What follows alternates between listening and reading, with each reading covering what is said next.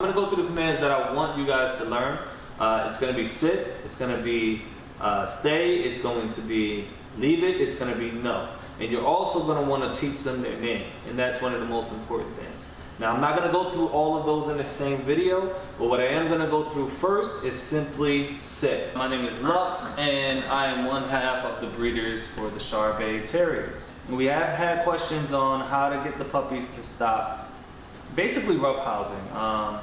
There's some of you guys who own 2 of our puppies each. You guys are probably also first-time dog owners and have no idea how to stop them from playing so rough. Now, one thing to understand is that dogs and puppies, there will be puppies and dogs, and roughhousing is just simply what they do. They grab each other by the legs, they may drag each other, they may knock stuff over. If you can look at them right now, it may look like aggression to a new dog owner, but it's simply not. What it actually is, like I said, they're playing, and it could also be asserting dominance, and that's not a bad thing at all. Some dogs need to have a hierarchy. Most dogs need to have a hierarchy, but you as the owner just need to understand that you sit at the top of the totem pole when it comes to you and your pet. All right, here you go, guys. What I would do simply is redirect. No. If it's a behavior I don't want, I simply say no and redirect. I move him away, he's moved, and he'll start to understand that when I say no, that I want them to stop doing something. So they're biting each other, they're playing with each other, jump in, play. Give them something else to pull on. They like playing tug of war, all dogs do. You gotta get their attention with it first. Oh, she likes it. And if you want them to play this instead, get them both on it.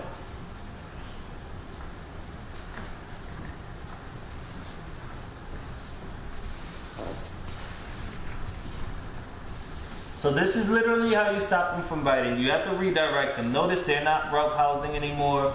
They're not trying to bite me. They're not trying to bite anything else. You got to tire them out with this type of stuff. All they want to do when they're doing all their roughhousing is play. And you know, if they're not stimulated by you, they're going to stimulate themselves. So this is what I want. Good. So now she's trying to nibble on me, right? And she's not trying to hurt me, she's just playing. She's not doing any aggressive bites. She might throw a couple licks in there. But she's playing. Now look. Here. See? It's simple as that. So when your dog is biting you, you move your hand out of their mouth or your foot out of their mouth and give them the thing you want them to bite instead. But you see, I can put my hand to her. She's not trying to bite me or anything. Which, don't get me wrong, she's a biter.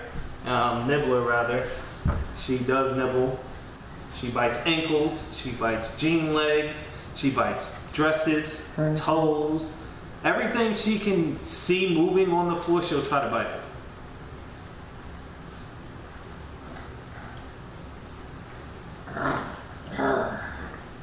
What I'm going to do, because I like her playing like this, personally, I'm going to give her a treat simply because she's playing with this instead of biting. And it's literally that simple.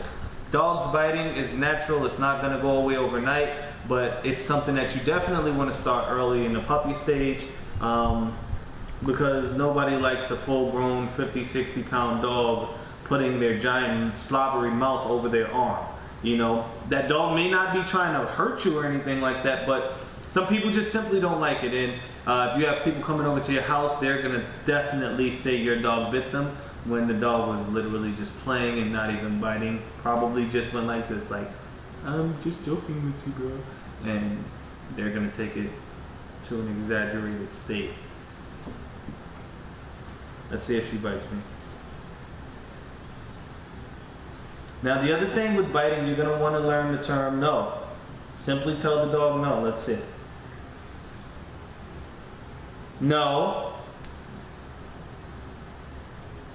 No.